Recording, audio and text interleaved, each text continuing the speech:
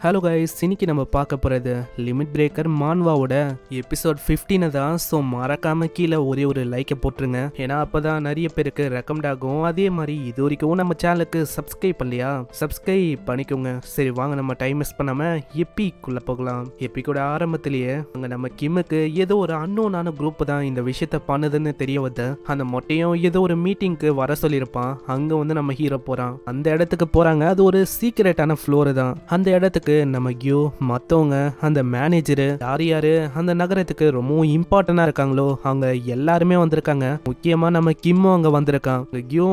கியூக்கு எல்லாருமே செல்யூட் அடிக்கிறாங்க.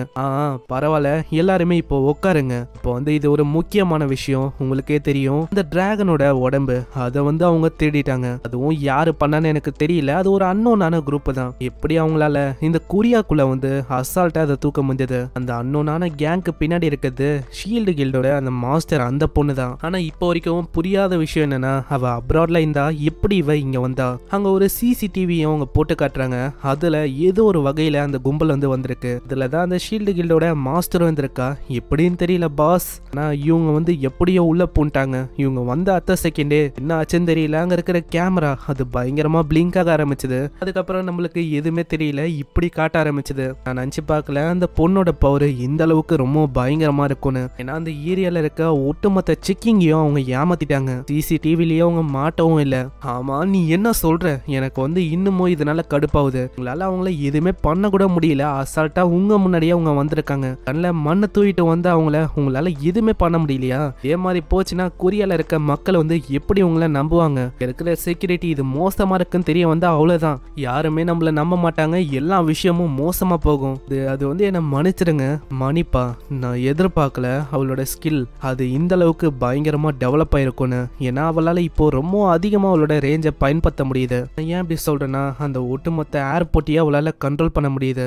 இன்னொரு செக்யூரிட்டி ஏஜென்ட் இருக்கான். அவனும் அங்க சொல்றான், நீங்க வந்து அந்த ஃபயர் டிராகனோட அந்த உடம்ப தானே தேடுறீங்க. இது வந்து நாங்க சிசிடிவில அனலைஸ் பண்ணோம். இருந்தாலும் எங்களுக்கு எந்த விதமான தடயமும் கிடைக்கல. இப்படி கேமரா வச்சு நாங்க அங்கேயும் இங்கேயும் செக் பண்ணி பார்த்தோம். ஆனா அதையும் படுப்பாவிங்க உடச்சிட்டாங்க. அந்த ரெக்கார்டிங் எல்லாத்தையுமே அவங்க தூக்கிட்டாங்க. இதனால அவங்கள கண்டுபிடிக்கிறதெல்லாம் ரொம்ப கஷ்டமான விஷயம். என்னது ரொம்ப கஷ்டமான விஷயமா? நீங்க என்ன சொல்ல இருக்கீங்க? கொரியால வேற எதுவும் இல்லையா? காருக்குள்ள இருக்கிற அந்த பிளாக் பாக்ஸ், அந்த கேமரா வச்சு அவங்க எங்க போனாங்க அந்த விஷயம்லாம் உங்களுக்கு தெரியாதா என்ன மன்னிச்சிருங்க. ஏன்னா அதுவும் எனக்கு இது வந்து உண்மையிலேயே ஒரு மிகப்பெரிய தலைவலியா தான் இருக்கு. அங்க இன்னொருத்தரும் கேக்குறான், ஆமா எதுக்கு நம்ம அந்த டிராகனோட உடம்பையே நம்ம தேன இருக்கோம்? அதுதான் நம்மளோட முதல் ப்ரையாரிட்டியா என்ன? அதை பத்தி உங்களுக்கு தெரியாது, அது உண்மைதான். ஏன்னா அந்த டிராகனோட உடம்பு இதோட வேல்யூ பத்தி உங்களுக்கு தெரியுமா? அது பல மடங்கு இல்ல பல மடங்குக்கும் மேல ரொம்ப வேல்யூ அதுக்கு இருக்கு. அதனால தான் நம்மளுக்கு அது அவ்வளோ இம்பார்ட்டன்டா இருந்தது. இதோட வேல்யூ இந்த அளவுக்கு அதிகமா இருக்குல்ல, இதனாலேயே எல்லாருமே அதை எடுக்கலான்னு பார்த்தாங்க. ஆனா நம்ம தானே 8th ஸ்டாரை கிளியர் பண்ணோம். நம்ம கிட்ட வந்து இந்த மாதிரி விஷயம் வந்து நடக்காதுன்னு தெரியும். ஆனா நம்ம எதிர்பார்க்காத விஷயத்த இவங்க பண்ணிட்டாங்க. ஆனா கிம்மு இப்போ வந்து உன்னதான் என்னால நம்ப முடியும்னு நினைக்கிறேன். சொல்லுங்க என்ன விஷயம்? அப்புறம் தான் அவங்க கிம்மு கிட்ட விஷயத்தையே சொல்ல ஆரம்பிக்கிறாங்க. நீதான் அந்த கில்டு மாஸ்டர், அந்த பொண்ணு வந்து பிடிக்க போற. மத்தவங்களும் கேக்குறாங்க, அப்படின்னா அந்த டிராகனோட உடம்பு அதை வந்து யாரு கிளியர் பண்ண போறா? ஏன்னா அதை தேடி போறதே ஒரு மிகப்பெரிய விஷயமா இருக்கும். ஏன்னா அவங்களோட ஆளுங்க ரொம்ப பயங்கரமானவங்களா எனக்கு தெரியுறாங்க. எனக்கு தெரியும், நான் வந்து எல்லாத்தையுமே பாத்துக்கிறேன். என் கிட்டயும் வேற சாய்ஸே இல்லை. இப்போ வந்து கேப்டன் கிம் அவன் ஒண்டிதான் ஒரே ஒருத்தனா இருக்கான். அவனால ஒண்டிதான் இந்த இன்சிடென்ட்டை சமாளிக்க முடியும். ஆனா இப்போ 2 இன்சிடென்ட்டை நம்ம சமாளிக்கணும்ல, அதுக்காகவும் என்கிட்ட ஒரு வழி இருக்கு. ஆமா, நீங்க என்ன சொல்றீங்க? இப்போ ஏதாச்சும் ஒரு பிளான் இருக்கா உங்ககிட்ட? ஆமா, கிம் வந்து அந்த கில்டு பொண்ணு அவளை தேடி போக போறான். அதே டைம்ல கிம்மோட அந்த டீம் அவங்க தான் அந்த மாஸ்டரோட டெட் பாடி அதை வந்து தேடி போக போறாங்க. அவங்களையும் சாதாரணமா எடை போடக்கூடாது. ரொம்ப பயங்கரமானவங்க நம்ம கிம்மோட டீம். இப்போ நல்லா ஞாபகம் வச்சுக்கோங்க, இந்த 2 விஷயமும் ரொம்பவும் நம்மளுக்கு இம்பார்ட்டன்ட். அதனால இங்க இருக்கிற ஒருத்தவங்களும் கோஆப்ரேட் பண்ணணும், புரியுதுல? கேப்டன் கிம் வந்து போகும்போது சப்போர்ட்டுக்கு இன்னொருத்தவங்களும் வருவாங்க. அதை பத்தி அவங்க பேச அங்க இருக்கிற மொட்டைக்கும் மத்தவங்களுக்கும் ஏதோ புரியல, யாரா இருக்கும்னு யோசிக்கிறாங்க. அதுக்குள்ளேயே அவங்க ஒரு பட்டன் அமுக்குறாங்க. அங்க ஒரு டோர் ஓபன் ஆகுது. அதுல இருந்து ஒரு பொண்ணு வரா. அவ தான் நம்ம கிம்மு கூட போக போறாளாம். இந்த பொண்ணோட பேரு ஏஜென்ட் ஜோயி.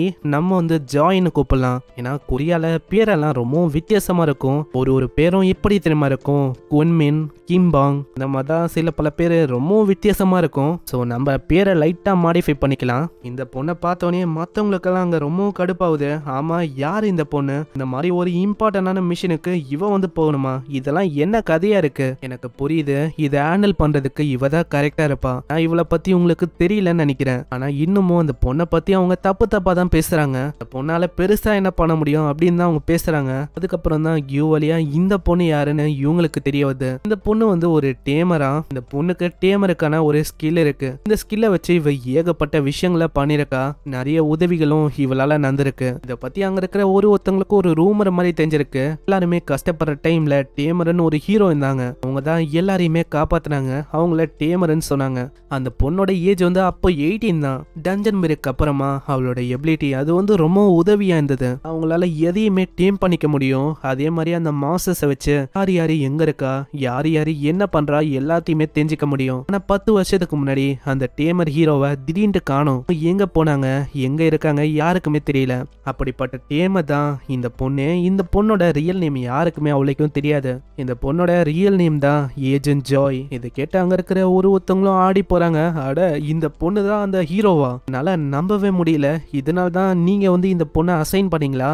ஆமா, இப்பயாச்சும் புரியுதா? இப்பதான் நம்ம உண்மையான பிளானை பத்தியே பேச போறோம். இதுக்கப்புறம் அங்க ஏதோ ஒரு பிளானை போடுறாங்க. அது என்ன நம்மளுக்கு தெரியல. நம்மளும் போகவே பார்க்கலாம். இந்த சைடு நம்ம கேங்கோ அங்க ரொம்ப ஒத்தப்படுறான். நீங்க பண்றது எதுவும் சரியில்லை கிம்மு. நான் போன வாட்டி மாதிரி என்ன திரும்பவும் விட்டு போறீங்க. நான் வந்து உங்க கூட வரக்கூடாதா? இது வந்து எனக்கு ரொம்பவும் கடுப்பா இருக்கு. நீங்க பண்ற விஷயம் அது சரியே இல்லை தெரியுமா? இப்படி இவன் ரொம்ப கோவமா இருக்கானா? அந்த சைடு அந்த ஜாய் அந்த பொண்ணு வரா. கேப்டன் கிம், உங்களை தான் நான் தேடி நின்றேன். சொல்லுங்க ஜூ. அட, இந்த பையன் நம்ம கேங்க பார்த்தோன்னே அவ சடனா ஷாக் ஆகுறா. கேங்கு அங்க பின்னாடி போயிடறான். ஆமா கேங்கு, என்னடா ஆச்சு? நீ வந்து சடனா எதுக்கு இப்படி பண்ண இருக்க? நான் வந்து எதிர்பார்க்கல கேப்டன் கிம், உங்க கூட இந்த இன்னோசென்டான சைல்டு வந்து இருக்கும்னு. அவனை சைல்டுன்னு சொல்றதே கரெக்டா தான் இருக்கும்னு நினைக்கிறேன். அங்க கேங்கும் ஏதோ ஒரு விஷயம் தெரிஞ்சிருக்கு. ஆமா, எப்படி?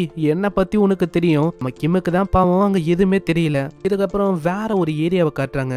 அது ஒரு ஜெயிலு தான். இது வரைக்கும் யாருமே அங்க மாட்டிக்கினா அதுல இருந்து உயிரோட தப்பிச்சதே இல்ல. அந்த மாதிரி ஒரு பிரிசன் அது. The island of heavenly evil. யாரெல்லாம் தப்பு பண்றாங்களோ அவங்களோட நிலைமை இங்க வந்துதான் முடியும். அங்க ஏதோ ஒரு ஜெயில் கைதிக்கு சாப்பாடையும் கொடுக்க அதை அப்படியே வாங்கி பயங்கரமா சாப்பிடுறான். ஆளு ரொம்ப பசியில இருந்திருக்கான் போல.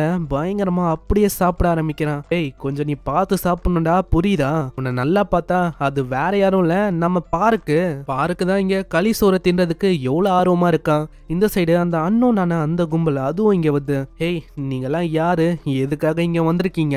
ஆமா, நீங்களாம் யாரு? உங்களோட ரேங்கையும் உங்களோட ஐடென்டிட்டியை பத்தியும் சொல்லுங்க. இல்லைன்னா அவ்வளவுதான், நாங்க சொல்றதை தாண்டி வேற எதுவும் எங்களுக்கு வழி இல்லை. ஓ அப்படியா? எங்களை பத்தி தெரியறதுல அவ்வளோ ஆர்வமா உங்களுக்கு? நாங்க எங்கேருந்து வந்திருக்கோம்னா த ஷீல்டு கில்டு அங்கேருந்து வந்திருக்கோம். என்னோட பேரை பத்தி உங்களுக்கு தெரிய வேணாவா? நான் தான் ஷீல்டு கில்டோட மாஸ்டரே. நான் வந்து என்னோட சின்ன தம்பிக்காக இங்க வந்தேன். இதை கேட்டு அவங்க ஆடி போறாங்க. இங்கேயே இந்த எபிசோட முடியுது. இந்த லேடி திட்டா இதுதான் அந்த கில்டு மாஸ்டரு. பார்க்கலாம் இதெல்லாம் என்ன அலப்பற ஆகுதுன்னு. நம்ம ஹீரோட மிஷினும் இப்பதான் ஆரம்பிக்குது. இந்த பொண்ணால என்ன பிரச்சனை வரப்போகுது அதெல்லாம் நம்ம பார்க்கலாம். யாரோ ஒருத்தங்க கமெண்ட்ல கேட்டிருந்தாங்க, நான் கூட ரீசெண்டா பார்த்தேன். கிம்மோட ஃபேமிலியில தங்கச்சி அப்பா இவங்கெல்லாம் என்ன ஆனாங்க கேட்டாங்களே. 3000 வருஷத்துக்கு அப்புறமா இவன் வந்திருப்பான். அங்க வெறுமா அம்மா ஒண்டி தான் இருந்திருப்பாங்க. அது ஏன்னா நம்ம ஹீரோட தங்கச்சியும் அவங்க அப்பாவும் இறந்து போயிட்டாங்க. இப்ப அம்மா ஒண்டி தான் கோமால இருக்காங்க. இதுக்கப்புறம் தான் கதை இன்னமும் சூட பிடிக்கும். அந்த மாஸ்டருங்க எங்கிருந்து வந்து யாரு உருவாக்குறா எல்லாத்தையும் நம்ம பார்க்க போறோம். ஸோ வீடியோக்கு மறக்காம இது வரைக்கும் நீங்க லைக்கை போடலையா, அப்படியே ஒரு லைக்கை போட்டுருங்க. ஏன்னா அப்பதான் நிறைய பேருக்கு ரெக்கமெண்ட் ஆகும். நான் உங்களை நெக்ஸ்ட் எபிசோட்ல சந்திக்கிறேன். தேங்க்யூ ஃபார் வாட்சிங். சைனரா.